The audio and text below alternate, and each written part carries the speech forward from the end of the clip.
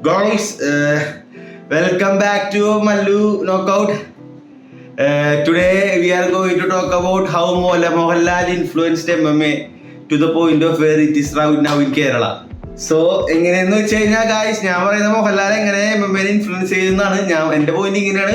എൻ്റെ അപ്പം മോഹൻലാലിൻ്റെ ഒരു സിനിമ കണ്ടു, ഇൻഫ്ലുവൻസ് ആയി നേരെ വീട്ടിൽ വന്നു. 1 year later I was born. 27 years later I am now educating and talking about MMA to the whole world audience. And that's how Mohanlal influenced MMA. എങ്ങനെയുണ്ട് എൻ്റെ തിയറി? അതെ അതെ, ഇതിപ്പോ നമുക്ക് എങ്ങനെയാണ് ഇതിപ്പോ മോഹൻലാൽ ഇപ്പൊ എന്താ ചെയ്തത്? ഇപ്പൊ എന്താ ചെയ്തത് ഗൈസ്? ഞാൻ പറയട്ടെ, ഞാൻ എന്തുകൊണ്ടാണ് ഇപ്പൊ ഈ പൊട്ടത്തരെ വിളിച്ചു പറഞ്ഞത് ഞാൻ പറഞ്ഞുതരാം. പറയാനൊരു കാരണമുണ്ട്.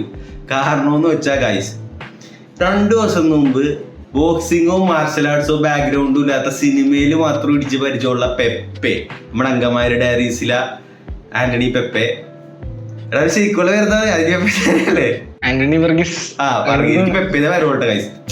അപ്പൊ അവൻ ഒരു ബോക്സിങ് ഒരു സിനിമയുടെ പ്രൊമോഷന്റെ ഭാഗമായിട്ടോ എന്തോ ലൈസൻസിന്റെ എന്തിന്റെ ഭാഗമായിട്ടോ ചെയ്തു ഗൈസ്. ഞാൻ പറയണ അവനൊരു സ്കില്ലില്ല, അതൊരു സ്ക്രിപ്റ്റഡ് ഫൈറ്റ് ആയിരുന്നു. കാരണം അവനെ നോക്കൗട്ട് ആക്കാനോ ഇഞ്ചുറി ആക്കാനോ താല്പര്യമില്ല. പക്ഷെ അവനൊരു സിനിമയുടെ പ്രൊമോഷന്റെ ഭാഗമായിട്ടോ വന്നാണെന്ന് പറയണ. അവനത് ചെയ്ത് അത് കാരണം അത് കണ്ട് ബോക്സിങ്ങിനോട് കണ്ട് ഇൻഫ്ലുവൻസ് ആയി, ആ ഫൈറ്റ് കണ്ടിട്ടല്ല ആ ഫോട്ടോ കണ്ടെങ്കിൽ ഇൻഫ്ലുവൻസ് ആയി കൊച്ചു പിള്ളേരെങ്കിലും ഉണ്ടാവും. പോസിറ്റീവ് അല്ലെങ്കിൽ ഒരു നെഗറ്റീവ് ഇമ്പാക്ട് ഒന്നും അത് അയാൾ വന്നുകൊണ്ട് ഉണ്ടാക്കി കൊടുത്തിട്ടില്ല. അയാളൊരു പ്രൊമോഷൻ ചെയ്ത് അയാളുടെ സ്ഥാനത്ത് വേറെ ഏത് നടന്മാര് ബോക്സിങ് MMA ചെയ്യാനുണ്ട്? ബാബു ആന്റണി പോലും ചെയ്യണില്ല ഈ കാലത്ത്. അപ്പൊ ഞാൻ പുള്ളി നിന്ന് കുറ്റം പറയാനല്ലട്ടാ, പക്ഷെ ആരും ചെയ്യാത്തൊരു സമയത്ത് ഒരു ബോക്സിങ്ങിന്റെ ഒരു ഇവന്റ്. ഇപ്പൊ ഇന്ന് ഞാൻ പറഞ്ഞ ഒരു പോസ്റ്റ് ഗ്രൂപ്പിൽ വന്ന് ബോക്സിംഗ് ലൈസൻസ് എടുത്ത ആ മലയാളി താരം എന്ന് പറഞ്ഞ് ആ ഫോട്ടോയിൽ മാസമാണ്, ആ ഫോട്ടോ കൊണ്ട് ഇൻഫ്ലുവൻസ് ആൾക്കാരുണ്ട്. ആ സമയത്ത് അടിപൊളിയാണ്. അല്ലാണ്ട് ആ ഫൈറ്റിനെ ജഡ്ജ് അനലൈസ് ചെയ്യാൻ നിൽക്കുന്നത് സ്ക്രിപ്റ്റഡ് ഫൈറ്റ് ആയിരുന്നു, എക്സിബിഷൻ ഫൈറ്റ് ആയിരുന്നു. അപ്പൊ അതൊരു ചെറിയ പോസിറ്റീവായിട്ട് ഞാൻ പറഞ്ഞു. ഇവന്മാരൊക്കെ ആ ഫൈറ്റിനെ ട്രോളി കമന്റ് ഇട്ട് എന്തൊക്കെയാണ് അതിന്റെ പോസ്റ്റൊക്കെ വെറുതെ റോള് വെട്ടത്. അതെന്ത് അല്ല സംഭവം, മലയാളി താരം ഫസ്റ്റത്തെ അല്ല സംഭവം, ഇന്ത്യയിലെ ഫസ്റ്റ് ആക്ടർ എന്നൊക്കെ പറഞ്ഞാണ്. അത് കണ്ടപ്പോ അത് കണ്ട് ഇൻഫ്ലുവൻസ് ആക്കുന്ന 1-2 ചെറുപ്പക്കാരുണ്ടാവൂലടാ. അല്ല പക്ഷെ സംഭവം വേറെ രീതിയിലോട്ടും പോകാത്. ഇതിപ്പോ ആൾക്കാര് തൊട്ടാ പോലീസ് കളിക്കണല്ല, റിങ്ങിന് നടക്കുന്നിട്ട് ലുലുവിന്റെ അകത്തിരുന്നിട്ട് തൊട്ടാ പോലീസ് കളിക്കുന്നൊക്കെ പറയണ. എടാ അത് ഞാൻ ഒരു കാര്യം പറയട്ടെ, സിനിമയിലെ മെയിൻ ആക്ടറായ ആന്റണി പെപ്പെ തൊട്ടാ പോലീസ് അല്ലാണ്ട് ഒറിജിനൽ പ്രൊഫഷണൽ ഫൈറ്റ് നടത്തി ഇപ്പൊ നോക്കോട്ടെ 4 പല്ലും ജോയിലൈനും ഒടിഞ്ഞ് സിനിമയിൽ കുറെ നാളത്തേക്ക് ഇല്ലാണ്ട് വീട്ടിൽ വെറുതെ കുത്തിരിക്കണമെന്നാണ് നീ പറയണ? അല്ല അങ്ങനെയല്ല സംഭവം. ഇതിന്റെ പ്രൊമോഷൻ ഇതിന്റെ 2-3 ദിവസം ഇതിന്റെ ഫോട്ടോ കണ്ടപ്പോഴേക്കും പ്രൊഫഷണൽ ലൈസൻസ് എടുത്തെന്നൊക്കെ പറഞ്ഞപ്പോഴേക്കും നമ്മള് പ്രതീക്ഷിച്ച് പോയി. കുറച്ച് നമ്മള് പ്രതീക്ഷിക്കാൻ പാടില്ലായിരുന്നു. ഒരു റിയൽ ഫൈറ്റ് കാണുമെന്ന് വിചാരിച്ചു പോയി. അതാണ് സംഭവിച്ചത്. എടാ ഗിച്ചു, ഞാൻ കാര്യം പറയട്ടെ, നീ ഇപ്പൊ MMA കാണുന്ന ഫാനല്ല. നീ ഇതിന്റെ പോസ്റ്റ് ഇൻസ്റ്റാഗ്രാമിൽ കണ്ടുവെച്ചെങ്കിൽ നൈസ് ആണെന്നല്ലേ പറയുള്ളൂ. വീഡിയോ അല്ല പോസ്റ്റ് ഫോട്ടോ കണ്ടുവെച്ചെങ്കിൽ. ഇപ്പൊ കാഷ്വൽസ് പോലും പറയണെന്തല്ല ഇതെന്താണ് ഇതിങ്ങനെയാണോ? എടാ ഫൈറ്റ് കണ്ട ആൾക്കാരല്ല ഞാൻ പറഞ്ഞത്. നീ ഇപ്പൊ MMA എന്ന് പറഞ്ഞ സാധനം കാണാത്തോളാന്ന് വെച്ചാൽ സിനിമ പ്രേമിയാണ്. നീ ഒരു ഫോട്ടോ ഗ്രൂപ്പിൽ ഇരുന്ന് അവസാനം വിട്ട് അവന്റെ പുലിയുടെ വലിക്കുന്ന ബോക്സിംഗ് ലൈസൻസ് ഉള്ള ആദ്യത്തെ ആണെന്ന് പറഞ്ഞുള്ള ഫോട്ടോ കണ്ട് ഇൻസ്റ്റാഗ്രാമിൽ ആ ഒരു പോസ്റ്റ് മാത്രം കണ്ട് നിനക്ക് ഇഷ്ടപ്പെടില്ല കാണുമ്പോ? അതാണ് ഞാൻ എന്റെ ചോദ്യത്തിന് ഉത്തരം പറഞ്ഞു. അതേപോലെ MMA ബോക്സിംഗ് കാഷ്വൽ ആയിട്ട് പോലും അറിയാത്ത ആൾക്കാരാണ് 90% കേരളത്തിലുള്ള ആമ്പിള്ളേരും. ആ ഒരു ആൾക്കാർ ഈ പോസ്റ്റ് കാണുന്നവർക്ക് അത് മതി. അവർക്ക് ഇതൊരു ഇൻഫ്ലുവൻസ് ആയി. എന്തായാലും നെഗറ്റീവ് ഫോട്ടോ ഡ്രഗ് പ്രൊമോഷനോ ഒന്നും അല്ലല്ലോ. എനിക്ക് ഇതിനത്ര ദോഷമെന്ന് പറയാനല്ല. പിന്നെ ഹാർഡ് കോഴ്സ് അവരുടെ കണ്ണിലൂടെ നോക്കുമ്പോ ഈ നടന്നത് വെറും മണ്ടത്തരമാണ്. അത് സംഭവിച്ചു, അതങ്ങനെ തോന്നും. പക്ഷെ നമുക്ക് കാഷ്വൽ ജനറലൈസ് ചെയ്താണ് ഞാൻ പറഞ്ഞത്. അല്ലാണ്ട് ഹാർഡ് കോഴ്സിന്റെ കണ്ണിലൂടെ അല്ല. ഈ നടന്നത് എനിക്ക് ആർക്കും സഹിക്കാൻ പറ്റില്ല. അത് വിട്, അതല്ല എന്റെ പോയിന്റ്. അല്ല ഇതിപ്പോ ആൾക്കാർ പറയണത് ഇതിങ്ങനെയാണെങ്കിൽ ജയിക്കും മൈക്ക് ടൈസനും നടന്നത് സ്ക്രിപ്റ്റഡ് ഒന്നും അല്ല, അതൊക്കെ പക്കാ ഫൈറ്റ് ആണ്. അതങ്ങനെ വെച്ച് നോക്കുമ്പോ എന്റെ പക്ഷേ എന്തൊക്കെയാ നടക്കണ പോളും വരണ്ടല്ലോ. അത് ഇതല്ലേ റിയാലിറ്റി സീരീസ് ആണെന്നൊക്കെ പറയണത്. ഓടാ, അത് റിയാലിറ്റി സീരീസ് ആണെങ്കിലും ലെജിറ്റ് ഫൈറ്റ് ആണ്. എടാ 2 പേർക്കും 10-20 കൊല്ലമായിട്ടുള്ള alter omega level beyond omega level ego കിടപ്പുണ്ട് 2 പേർക്കും. ലോകനാണെങ്കിൽ ഇപ്പോഴും പോഡ്കാസ്റ്റ് ഒരു പ്രാവശ്യം അഡ്മിറ്റ് ചെയ്തിട്ടില്ല Jake is the better boxer എന്ന്. ശ്രദ്ധിച്ചിട്ടുണ്ടോ ഇമ്പൾസീവ് കൊണ്ടപ്പാ? അല്ല അത് ശരിയാണ്. അത് മാത്രല്ല പണ്ട് ഇവന്മാര് ബ്ലോഗറുടെ ടൈമിലാണെങ്കിലും പണ്ട് തൊട്ടേ പറഞ്ഞോണ്ടിരിക്കുന്ന കാര്യമാണ്.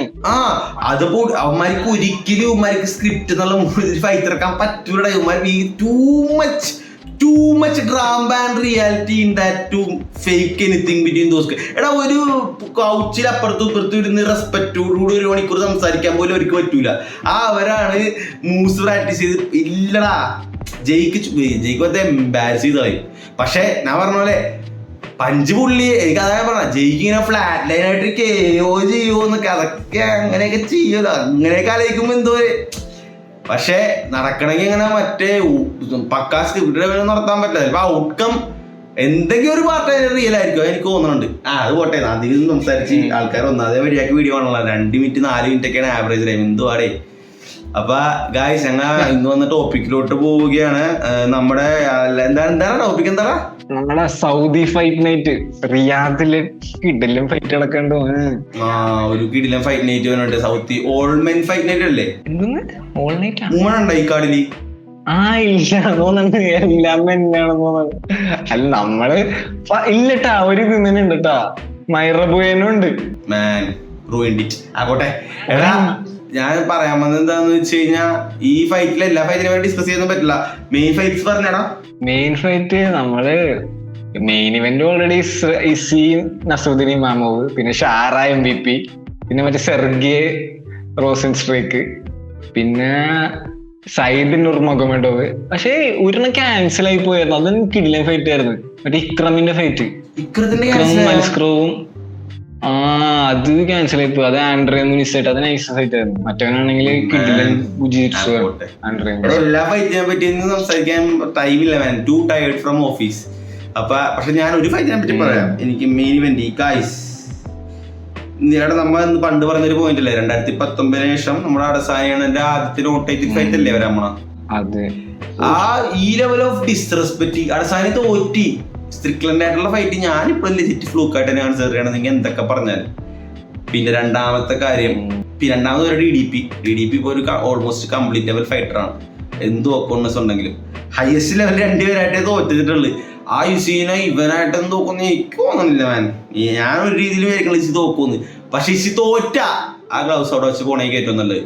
അത്ര ഞാൻ പറയുന്നു.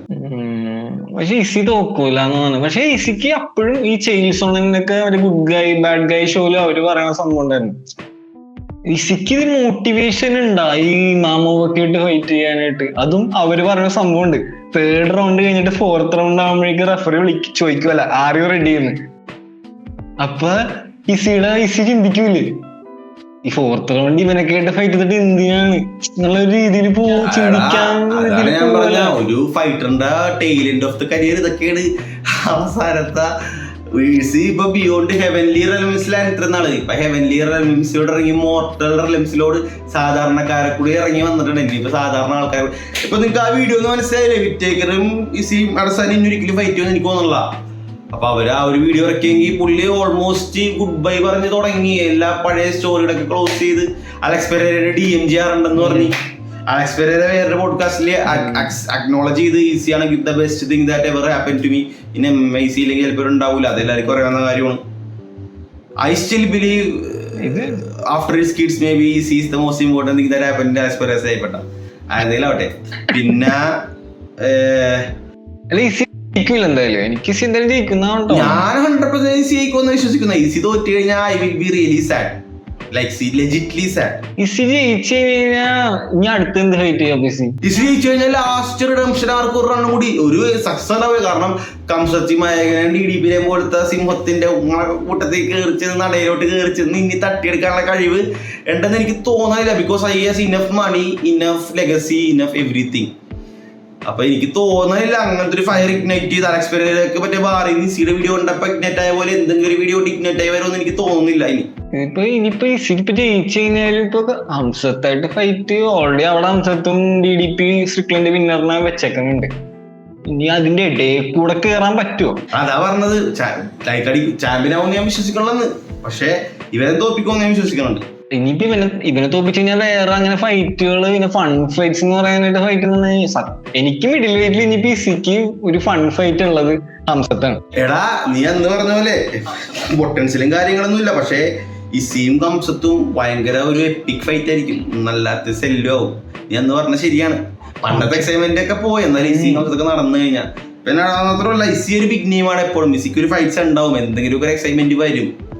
ഇസി അങ്ങനെ ഡെഡ് ഒന്നുമല്ല. പിന്നെ ഞാൻ പറഞ്ഞത് ഇത് തോറ്റു കഴിഞ്ഞാൽ, ഇതൊരു കൺവിൻസിംഗ് ആയിട്ടൊക്കെ തോറ്റു കഴിഞ്ഞാൽ പിന്നെ താഴെ ഇസിനെയൊക്കെ ഒരു കണ്ടന്റർ അല്ലാണ്ട പോലെ രീതിയിൽ കണ്ടു തുടങ്ങി വരുമ്പോഴേക്കുള്ളൊരു ഇതേ ടൈം എടുക്കും അക്സെപ്റ്റ് ചെയ്യാൻ. പിന്നെ നിന്റെ പ്രഡിക്ഷൻ പറഞ്ഞു. എന്റെ പ്രഡിക്ഷൻ ഇസി എങ്ങനെയൊക്കെ ജയിക്കും. പക്ഷെ മറ്റവൻ ചെറിയൊരു റെസ്ലിംഗ് ഒക്കെ ഉണ്ടെങ്കിലും ഇസിക്ക് അത്യാവശ്യം ടേക്ക് ഡൗൺ ഡിഫൻസ് ഒക്കെ ഉണ്ട്. അവന്റെ ഒക്കെ ടേക്ക് ഡൗൺ ഒക്കെ ഡിഫെൻഡ് ചെയ്യാൻ പറ്റുന്നതാണ്. ഇനി അവന്റെ ടേക്ക് ഡൗൺ അങ്ങനെ ഡിഫെൻഡ് ചെയ്യാൻ പറ്റിയില്ലെങ്കിൽ അതല്ലേ പറഞ്ഞ പറ്റില്ലെങ്കിൽ ഗ്ലൗസ് വെച്ചിട്ട് താങ്ക് യു പറഞ്ഞ് നമ്മ രണ്ട് കരച്ചിലും കരഞ്ഞ പുള്ളി പോട്ടെ.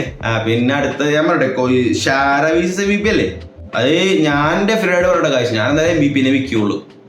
ഷാരക്ക് കൂടുതൽ പവർ ഉണ്ടായേക്കാം, എന്തൊക്കെ ഉണ്ടായേക്കാം. പക്ഷെ ഞാൻ ഇതേവരെ MVP ഇത്ര ഒരു യുണീക്ക് സ്ട്രൈക്കറാന്ന് മനസ്സിലായത് കെവിൻ ഓളന്റെ ഫൈറ്റ് കൊണ്ട് കമ്പയർ ചെയ്യണല്ലോ. എന്നാലും MVP സ്ട്രൈക്കിങ് സ്പെഷ്യലാണ്. ഷാര അടിപൊളിയാണെങ്കിലും ഷാരനെ പോലത്തെ ആൾക്കാരെ നമ്മൾ ഇതിനു മുമ്പ് എവിടെയൊക്കെയോ കണ്ട കുറച്ച് മറവുകളുണ്ട്. പക്ഷെ MVP പോലത്തെ ഒരു സ്ട്രൈക്കർ നമ്മൾ എവിടെ കണ്ടേക്കണം. MVP ഒരു പോയിന്റ് കരാട്ടെ സ്റ്റൈല്. പക്ഷെ എനിക്ക് MVP ഒരു സംഭവം MVPക്ക് അത്ര പവർ ഉണ്ടാ. ഇപ്പൊ മറ്റേ സൈബോർഗിന്റെ സ്കള്ളൊക്കെ പിടിച്ച് അതാ പറഞ്ഞ പവർ ഇല്ല. എടാ MVPക്ക് ഒരു സംഭവം ചെയ്യാൻ പറ്റൂടാ. ഈ ഷാരക്ക് മിസ്സായി ഫ്രസ്ട്രേറ്റഡ് ആയി കഴിഞ്ഞാൽ ഷാരയൊക്കെ കോൺസെൻട്രേഷൻ കീപ്പ് ചെയ്യുന്ന ഒരാളാണെന്ന് എനിക്ക് തോന്നുന്നില്ല. ഞാൻ പറയണ MVP ആയിക്കോന്നാണ്. ചിലപ്പോൾ ഷാര ജയിച്ചേക്കാം, പക്ഷെ എന്റെ ഇപ്പൊ എനിക്ക് തോന്നുന്നത് MVP തോന്നുന്നത് MVP അങ്ങനെ ഷാര അത്ര ഹൈസ്റ്റ് ലെവൽ സ്ട്രൈക്കറാണ്. അടിസ്ഥാന ലെവലൊക്കെ നമുക്ക് സാധനം കണക്കൂടാൻ പറ്റും. ഇപ്പോഴത്തെ അടിസ്ഥാന പ്രൈം അടിസ്ഥാന ലെവൽ പ്രൈം ലെവൽ ഷാര ഒരു ഡിഫറെന്റ് ലെവൽ സ്ട്രൈക്കറാണ്. പക്ഷെ എനിക്ക് ആകെ ഒരു ആർഗ്യുമെന്റ് മേക്ക് ചെയ്യാൻ പറ്റുന്ന കഴിഞ്ഞാൽ MVP അത്ര പവർ ഉണ്ടാവില്ല, പക്ഷെ ഷാരക്ക് ഒരു നോക്കൗട്ട് പവർ ഉണ്ട്. പിന്നെ MVP മിഡിൽ വെയിറ്റിൽ ഇങ്ങനെ ഒരു 1-off ഫൈറ്റ് എന്നാ പറയണത്. ഇങ്ങനെ അത്ര. പക്ഷെ വേറൊരു സംഭവം കൂടി ഉണ്ട്. MVP ഇതിനു മുമ്പ് 200 പൗണ്ടിലൊക്കെ ഫൈറ്റ് ചെയ്തിട്ടുണ്ട്, ക്രൂസർ റേറ്റിലൊക്കെ ഫൈറ്റ് ചെയ്തിട്ടുണ്ട്. അതല്ലടാ ഞാൻ പറയട്ടെ, ഇപ്പൊ ഷാര MVP തോപ്പിച്ചു കഴിഞ്ഞാൽ എനിക്ക് തോന്നുന്നു ഷാരനെ ഭയങ്കര ലെജിറ്റ് ആയിട്ട് ഓൾമോസ്റ്റ് എല്ലാരും കൺസിഡർ ചെയ്യും. അപ്പൊ ശരിക്കും പറഞ്ഞാൽ ഷാരയുടെ ടിൽ ഡേറ്റ് മോസ്റ്റ് ഇമ്പോർട്ടന്റ് ഫൈറ്റും ഷാരയുടെ കരിയർ ഡിഫൈനിങ് ഒരു ഫൈറ്റ് ആയിട്ട് ഞാൻ കണക്കൂട്ടണം. ഇതെന്റെ തെറ്റിച്ച് ഷാര ജയിച്ചു കഴിഞ്ഞാൽ okay, Shara legit. I am very excited to see what he has. എനിക്ക് കംസത്തായിട്ട് എങ്ങനെ ആ ഇക്വേഷൻ ഇപ്പോൾ എനിക്ക് ചിന്തിക്കാനും പറ്റില്ല. കംസത്ത് ഷാര എനിക്ക് ചിന്തിക്കാനും പോലും പറ്റില്ല. കാരണം എനിക്കറിയാം ലൈക്ക് അപ്പുറത്തെ അവിടെ നിന്ന് എടുത്തോണ്ട് ഇപ്പുറത്തെ കേജിന്റെ മൂലൊക്കെ ഇട്ടിട്ട് ഡാനോട് സംസാരിച്ച് ഇപ്പുറത്തോട്ട് വലിച്ചെറിഞ്ഞ് അപ്പുറത്തും ഇപ്പുറത്തൊക്കെ ഷാരിനെ വലിച്ചെറിയുമെന്ന് എനിക്കറിയാം. അപ്പൊ അതുകൊണ്ട് എനിക്കതിനെ ചിന്തിക്കാൻ പോലും തോന്നുന്നില്ല ആ ഫൈറ്റ്. അതുകൊണ്ട് എനിക്ക് ഷാരിനെ എപ്പോഴും നമ്മൾ സീരിയസ് ആയിട്ട് എടുക്കുമ്പോഴേക്കും കംസത്തുള്ള സംഭവം വരുമ്പോഴത്തേക്കും തട്ടിക്കളയാൻ അങ്ങനത്തെ ഒരു വൈവൊക്കെ എന്റെ തലയുള്ളിലുള്ള ചിന്തയാ പറഞ്ഞത്. അങ്ങനത്തെ ഇതാണ് എനിക്ക് എപ്പോഴും. അപ്പൊ ആ ഒരു കുഴപ്പമുണ്ട്. അത് പോട്ടെ, അടുത്ത ഫൈറ്റ് വായിച്ചു. പിന്നെ നമ്മുടെ സെർഗയുടെ ഫൈറ്റ് ഉണ്ട്. Sergei heavy weight Rosan strike ഉണ്ട്. സർഗെ എന്താടാ ഇത്ര പെട്ടെന്ന് ഓർഡർ നഷ്ടപ്പെട്ട? അത് ആ മോൾക്കോ ആയിട്ടും തോറ്റ്, പിന്നെ ആരുമായിട്ട് തോറ്റല്ല. ഒരു ബോട്ടിൽ ഓർഡർ എടുത്ത് വെക്കൂല, ഒരു മൂടി തുറന്നിട്ട് അല്ലെങ്കിൽ തുള വീണ് കഴിഞ്ഞാൽ ചോർന്ന് എല്ലാ ഓറയും പോവില്ലടാ. ആ ഓറലെസ് മാനായി വന്നേക്കണ്. എനിക്കറിയാൻ പാടില്ല എന്താ പുള്ളിക്ക് പറ്റിയെന്ന്. കൈ ഞാൻ ഒരു പ്രാവശ്യം എന്റെ ബീച്ചിൽ ഷാഡോ ബോക്സിംഗ് കണ്ടിട്ട് പേടിച്ചു പോയി. ഇവന്റെ സൈസ് ഇത്രയും സൈസുള്ള ഒരാള് ഇത്രയും സ്പീഡിൽ മൂവ് ചെയ്ത് എന്റെ ജോണേട്ടനൊക്കെ പ്രോബ്ലം ഉണ്ടാക്കോ എന്നൊന്നും എനിക്ക് തോന്നി. എനിക്ക് ജോണേട്ടനെ പേടിയില്ല. ജോണേട്ടൻ മലത്തടിക്ക് റെസ്ലിംഗ് ഉണ്ടെന്ന് എനിക്ക് അറിയാറുണ്ട്. എന്നാലും ഞാൻ അങ്ങനെ ആ സമയത്ത് ചിന്തിച്ചായിരുന്നു. അപ്പൊ ഗെറ്റിംഗ് അനോയിഡ്. പക്ഷേ അത് കഴിഞ്ഞാൽ പിന്നെ എല്ലാം പോയി. അപ്പൊ എനിക്കറിയാം. പക്ഷെ ഈ ഫൈറ്റ് പുള്ളി ജയിക്കുമെന്ന് എനിക്ക് തോന്നണം. സംഭവം ആ ടോമാസ് പിനോളായിട്ട് ഫൈറ്റ് വന്ന ടൈമിൽ എല്ലാവരും അയ്യോ ദൈവമേ സീനായിരിക്കുമല്ല. പക്ഷെ ടോമാസ് പിനോളൊക്കെ ഫൈറ്റ് കാര്യം ശ്രദ്ധിക്കാണ്ട് ഒരു കാര്യമുണ്ട്. ടോമാസ് പിനോളന്റെ പഞ്ച് കൊണ്ട് ഇവന്റെ പഞ്ച് ഇങ്ങനെ പോയി, ഇവന്റെ പഞ്ച് കൊണ്ട് അപ്പുറത്തോന്നിക്കാറ്. പക്ഷെ അതാണ് ഹെവി വെയിറ്റ് ഡിഫറെന്റ് റെലമാൻ. ഹൈലൈറ്റ്സ് എടുത്ത് നോക്കി കണ്ടാൽ മനസ്സിലാവും. എന്തെങ്കിലും ആവട്ടെ, അതിപ്പോ പറഞ്ഞിട്ട് കാര്യമില്ല. ഞാൻ അതിനകത്ത് പവലോവിച്ചിനെ വിൽക്കുള്ളൂ. പക്ഷെ പഴയ വാല്യൂ തിരിച്ചറിയൊന്നും എനിക്കറിയാൻ പാടില്ല. ഞാൻ പിക്കും പവലോവിച്ച്. പിന്നെ ഈ ഫൈറ്റ് നടക്കുന്നത് നമ്മളെ സൺഡേ മോർണിംഗ് അല്ല കേട്ടാ, സാറ്റർഡേ നൈറ്റ് ആണ്. അപ്പൊ എല്ലാവരും ഒന്ന് നോക്കി വെച്ചേക്ക്. പിന്നെ സന്തോഷ വാർത്ത കാര്യം പറഞ്ഞ പോലെ ഈ ഫെബ്രുവരി ഉണ്ട്, അടുത്ത ഫെബ്രുവരി 8 ഇവന്റ് ഉണ്ട്, ഫെബ്രുവരി ഇവന്റ് ഉണ്ട്, പിന്നെ ഒരാഴ്ച ബ്രേക്ക് ഉണ്ട്, മാർച്ചിൽ ഇവന്റ് ഉണ്ട്, മാർച്ച് 8 ഇവന്റ് ഉണ്ട്, മാർച്ചിൽ 3-4 ഇവന്റ് ഉണ്ട്. ലൈക്ക് പാക്ഡ് ആണ്. അപ്പൊ ഞങ്ങൾ എല്ലാ ഈ മാരത്തന്റെ റണ്ണിൽ ഞങ്ങൾ എല്ലാ ആഴ്ചയും വീഡിയോ ഇടും. ഞങ്ങൾക്ക് 1000 സബ്സ് ഈ മാരത്തന്റെ ഉള്ളിൽ ആക്കി തന്നെ, അതാണ് ഞങ്ങളുടെ ഗോൾസ്. അപ്പൊ ഞങ്ങൾ ഇൻസ്റ്റയിലേക്ക് ഇത് വലിയ പോസ്റ്റ് ഇട്ട് തുടങ്ങും, 1000 സബ് ഗോൾസ് എന്നൊക്കെ പറഞ്ഞു. അപ്പൊ നിങ്ങൾ ഷെയർ ചെയ്ത് കാര്യങ്ങളൊക്കെ ചെയ്യിക്കുക. എന്ന് വെച്ച് കഴിഞ്ഞാൽ ഞങ്ങൾക്ക് ഈ ഒരു മാരത്തൺ മാർച്ച് കഴിയുമ്പോൾ 1000 സബ്ബെങ്കിലും ആവണം. കാരണം എന്തോരം എഫേർട്ട് ഇട്ടാണ് ഈ വീഡിയോ എടുക്കണം. ജോലി സമയം ഒന്നുമില്ല, ഷിഫ്റ്റ് ആയിട്ടാണ് വന്ന് ഇപ്പൊ സമയം എടുക്കുന്നത്. ഇപ്പൊ നിങ്ങൾ ഇതും കണ്ടിട്ട് ഇത്ര നേരം കണ്ടിട്ട് സബ്സ്ക്രൈബ് ചെയ്ത് അപ്പുറത്തെ വീട്ടുകാരെ വിളിച്ച് സബ്സ്ക്രൈബ് ഒക്കെ ചെയ്യിക്ക്. ഇത് 1000 എത്ര ഗോള് വേണം. ഓക്കെ, പിന്നെ ഒരു സാഡ് സാധനം, മറ്റേ വോൾക്കിന്റെ സാധനം. വോൾക്കി എലിയ അവര് വെക്കൂല, ബോനിക്കൽ എന്തൊക്കെയൊക്കെ പറഞ്ഞ്. എടാ നീയൊക്കെ എന്താ എന്നെ പറഞ്ഞു പറ്റിക്കണം എല്ലാരും. ആദ്യം നിങ്ങൾ പറഞ്ഞ് വോൾക്കും ഇലിയയും മാച്ച് ഫിക്സ് ആയത്, പിന്നെ പറയണേ വോൾക്കും ലോപ്പസും മാച്ച് ഫിക്സ് ആയിരുന്നു, പിന്നെ പറയണേ ഇലിയ അപ്പുറത്തോട്ട് 155 പോണേന്ന്. എടാ ഒന്ന് ഉറപ്പിക്ക്, എന്താണ് ഇപ്പൊ ലേറ്റസ്റ്റ്? എന്താണ് ഇപ്പൊ ഏറ്റവും ലേറ്റസ്റ്റ് പറഞ്ഞേക്കുന്നത് വോൾക്കൽ ലോപ്പസും മെക്സിക്കോയില് ഫൈറ്റ് നൈറ്റ് മെയിൻ ഇവന്റ് ചെയ്യുന്ന പറയണത്. പക്ഷെ ഇതൊക്കെ റൂമറാണ്. ഡാന ഒന്നും പറഞ്ഞിട്ടില്ല, UFC ഒന്നും പറഞ്ഞിട്ടില്ല. ആ കംസച്ചിമായവിനെ 1000 ഫേവറേറ്റിൽ തോപ്പിക്കോന്ന് പറഞ്ഞ ബോനിക്കലല്ലേ പറഞ്ഞത് ഈ ഒരു ഫിക്സ് ആക്കിന്ന്. എനിക്ക് അവനെ എല്ലാവർക്കും Khamzat Chimaev Islam versus Moicano was -700 favourite. അപ്പൊ ബോനിക്കൽ പറഞ്ഞ by the time I face Khamzat Chimaev I will be -1000 എന്ന്. ഗൈസ് അല്ല, ഇപ്പൊ ഈ ഇസ്ലാമും DDP ബാക്ക് ആൻഡ് ഫോർത്ത് നടപ്പുണ്ടല്ലോ, അതെന്താണത്? അതൊക്കെ എന്തിനാണ് ഇപ്പൊ? അത് എനിക്ക് ഭയങ്കര ഇഷ്ടപ്പെട്ടു. കാരണം ഇസ്ലാം DDPക്ക് ഒരു ചൂണ്ടിട്ട് കൊടുത്തേക്കണേ, ഒരു നറേറ്റീവ് ക്രിയേറ്റ് ചെയ്ത്. പക്ഷേ ഗായ്സ് ഞാനൊരു കാര്യം പറയട്ടെ, വോൾക്കായിട്ട് സ്ട്രഗിൾ ചെയ്ത് നമ്മുടെ ഞാൻ ഇസ്ലാം ബിഗ് ഫാൻ, അറിയാം ഗ്ലേസർ. പക്ഷെ ആ ഇസ്ലാം 185 DDPനെ പോയിട്ട് എനിക്കറിയാൻ പാടില്ല എന്താ ചെയ്യാൻ പോണെ. DDPയുടെ സ്റ്റൈൽ വെച്ചാണെങ്കിൽ ഞാൻ ഇപ്പൊ പെരേരനെ പോലത്തെ ഒരു പ്യൂർ സ്ട്രൈക്കിങ് മാത്രം ഒരിക്കലും റസൽമാനെ ഫൈറ്റ് ചെയ്യാത്ത ഒരാളായെങ്കിൽ ഞാൻ പറഞ്ഞാലേ. പക്ഷേ ഇവിടെ DDP ഒരു world round one of the most complete fighters ആണ്. ഇപ്പൊ DDPയുടെ ബേസ് കിക്ക് ബോക്സിംഗ് ഒക്കെ ഇടുന്നൊക്കെ നിങ്ങൾ സെർച്ച് ചെയ്ത് നോക്കുമ്പോൾ മനസ്സിലാവും കുറെ കഴിയുമ്പോ. അപ്പൊ ആ DDP ഇസ്ലാം എനിക്കറിയില്ലടാ, എനിക്ക് അതിനെ പറ്റി പറയാൻ താല്പര്യമില്ല. ഇല്ല, ഇസ്ലാം ജസ്റ്റ് ഇങ്ങനെ പറഞ്ഞത് ഇങ്ങനെ കംഫർട്ടബിളി തോപ്പിക്കുന്നൊന്നും പറയാനുള്ള. പക്ഷെ എനിക്ക് കുറച്ച് ടൂൾസ് ഒക്കെ ഉണ്ട്, എനിക്ക് അറിയാൻ കുറച്ച് സാധനങ്ങൾ എന്നുള്ള രീതിയിലൊക്കെ പറയണത്. അത്ര ഓവർ കോൺഫിഡന്റ് ആയിട്ട് ശരിക്കത് ആലോചിക്കുന്നവർ ഒട്ടും അങ്ങനെ ഇഷ്ടപ്പെടാനുള്ള ഇസ്ലാം ഫാൻ. ചിലപ്പോ 170 കുറച്ച് നാൾ നിന്ന് കുറച്ച് വെയിറ്റ് ഒക്കെ കുട്ടി ചെയ്തുള്ള ഒരു വെർഷൻ എനിക്ക് ഇഷ്ടപ്പെടാം. പക്ഷെ direct 185 2 weight class above jump ചെയ്ത് അത് ഇത്ര വെൽ റൗണ്ടഡ് DDPനെ I don't guys, it's a nightmare man. I don't think it's good man. ഞാൻ ഏറ്റവും വലിയ ഇസ്ലാം ഗ്ലേസറുള്ള ഒരാളാണ് ആഫ്റ്റർ ജോൺസ്. അപ്പൊ എനിക്കിഷ്ടമല്ല. നിനക്ക് എന്താ ആ ഫൈറ്റ് എങ്ങനെ വരുമെന്ന്? അതും ഈ DDP ആണ് എനിക്ക് തൊട്ട് ഫെയർ ആയിട്ടൊന്നുള്ള. കാരണം എന്ന് പറഞ്ഞു കഴിഞ്ഞാൽ ഈ ഇസ്ലാം ഒക്കെ ബിഗ് ലൈറ്റ് വെയിറ്റ് ആണ്, പക്ഷെ മറ്റവനാണെങ്കിൽ ശരിക്കും ലൈറ്റ് ഹെവി വെയിറ്റിൽ പോയി ഫൈറ്റ് ചെയ്യേണ്ടവനാണ്. 220 ഒക്കെയാണെന്ന് തോന്നുന്നു ഫൈറ്റ് നൈറ്റിലൊക്കെ. ഒരു പ്രത്യേക രൂപം നോർമലി അല്ലെ, എന്ത് സൈസാടാ എന്റെ പൊന്നോ. DDPന്റെ ഷർട്ട് ഓഫ് സീസണിലൊക്കെ ഷർട്ടൊക്കെ ഇടുകയാണെങ്കിൽ ബോഡി ബിൽഡറെ പോലെ ഇങ്ങനെ ഇരിക്കണം. ആ DDPനെ എനിക്കറിയാം. ചിലപ്പോ ഇസ്ലാം 170 പോയി കഴിഞ്ഞാൽ ട്രാൻസ്ഫോർമേഷൻ ചെയ്ത് ഇസ്ലാമായിട്ട് ഓക്കെ. പക്ഷെ direct I don't want that fight. I don't want to see. Light വെയിറ്റിൽ ഇപ്പൊ കുറച്ച് ടോക്ക് നടക്കുന്നുണ്ട് കേട്ടാ. മറ്റേ മാക്സ് ഓളോവേയും ചാൾസ് ഒലിവേയുടെയും ഫൈറ്റ് അത് എനിക്ക് നൈസായിരിക്കും. ഞാൻ ഒരു കിട്ടില്ല ഫൈറ്റ് ആയി. കാരണം ഒരിക്കലും ചാൾസിന് ടേക്ക് ഡൗൺ ചെയ്യാനുള്ള ടേക്ക് ഡൗൺ ഡിഫൻസ് മാക്സിനെ ടേക്ക് ഡൗൺ ചെയ്യാനുള്ള ടേക്ക് ഡൗൺ ഡിഫൻസ് ചാൾസിനുണ്ടെന്നായിട്ട് റിയലി ഡോണ്ട് തിങ്ക് സോ. ഇസ്ലാമിനൊക്കെ ഉണ്ട്, പക്ഷെ ചാൾസിനില്ല. അപ്പൊ only striking match and striking I still believe Max is above.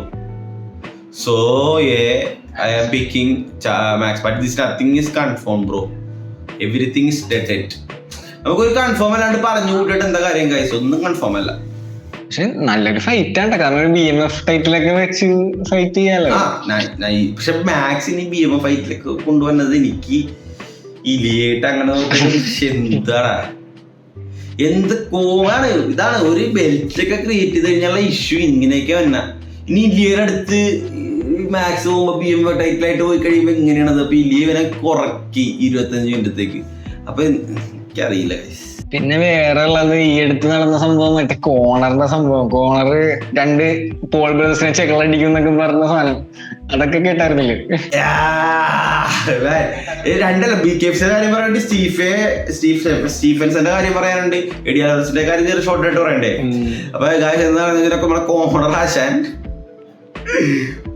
പോളായിട്ട് എവിടുത്തെ ഇൻവിറ്റേഷൻ ഒക്കെ മേടിച്ചു കൂട്ടി ട്രംപ് അണ്ണന്റെ സ്പീച്ചിന് പോയി, ഓൾ ഹെയർ ട്രംപ്.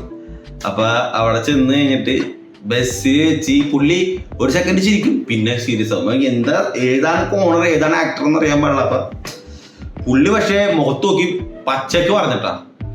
എനിക്ക് ശരിക്കും മനസ്സിലായി ജെയ്ക്ക് ഹാസ് നോ ബോൾസ് എന്ന്. കാരണം ജെയ്ക്ക് വീഡിയോയിൽ കാണിക്കുന്ന എനർജിയോ ജെയ്ക്കോ ലോകനോ ആര്, ബിക്കോസ് ഗായ്സ് നമുക്ക് ഓർഡർ ആരും തീയും അപ്പുറത്തെ വീട്ടിലെ ചേട്ടനും ഈ കുട്ടിയൊക്കെ പറയിരിക്കും കുറ്റം. പക്ഷെ നേരിട്ട് നോക്കുമ്പോ ഇപ്പോഴും ലെജിറ്റ് കില്ലറാണ് പേര്. എന്തൊക്കെ വാഷ് കബീബടനെ അടിച്ചു കൂട്ടിയത്, അതുപോലെ നമ്മക്ക് അടിച്ചുവിടാൻ പറ്റൂല. കോർണറിന്റെ അടുത്തേക്ക് ചെറുതായിട്ട് മുട്ടൊക്കെ എല്ലാവരുടെയും ഇറക്കും.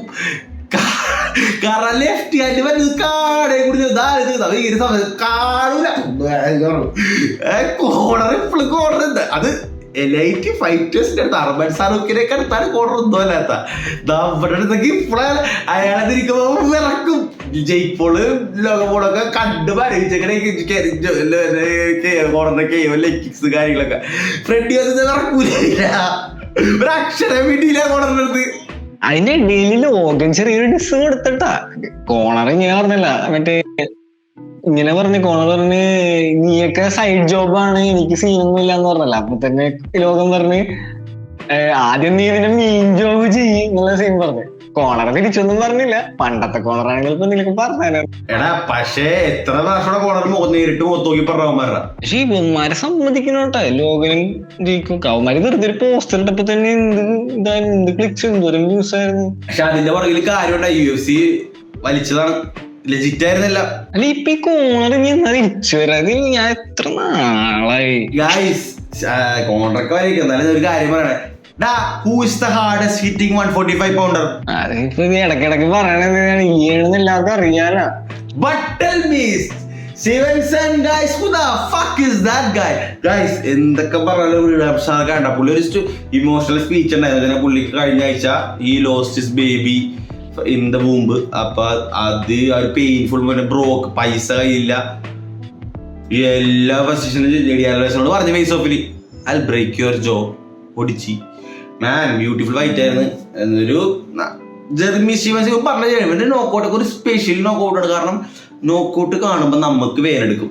ആ രീതിയിലത്തെ നോക്കൗട്ടാണ് ഇവന്റെ. ഒന്ന് നിങ്ങൾ പോയി കണ്ടു നോക്കി. അപ്പൊ നല്ലൊരു പൊട്ടൻഷ്യൽ ഉണ്ട് അയാള്. എന്തോ കുറച്ച് വീക്ക്നെസ് ഒക്കെ ഉള്ളതുകൊണ്ട് എങ്ങനെയൊക്കെ പോയി ഇങ്ങനെയൊക്കെയായി. പക്ഷെ എനിക്ക് റിഡംഷൻ ആർക്ക് കാണണമെന്നുണ്ട്. ഇനി ചാമ്പ്യൻ ആവണമെന്നല്ല ടൈം പറയണ. പിന്നെ ഒരു ഫൈറ്റ് നമ്മൾ മിസ്സായിരുന്നു. നമ്മുടെ ഒരു നുർമഗമഡോവിന്റെ ബാഡ് വീക്ക് അവസാനിച്ചത്, ആ സാധനം നമ്മൾ മിസ്സായി. ഉസ്മാന്റെ ഫൈറ്റ് ഞാൻ എനിക്കറിയില്ല റീവാച്ച് ചെയ്യുമ്പോ ബാക്ക് ആൻഡ് ഫോർത്ത്. നീ ഫുഡ് റീവാച്ച് ചെയ്താ?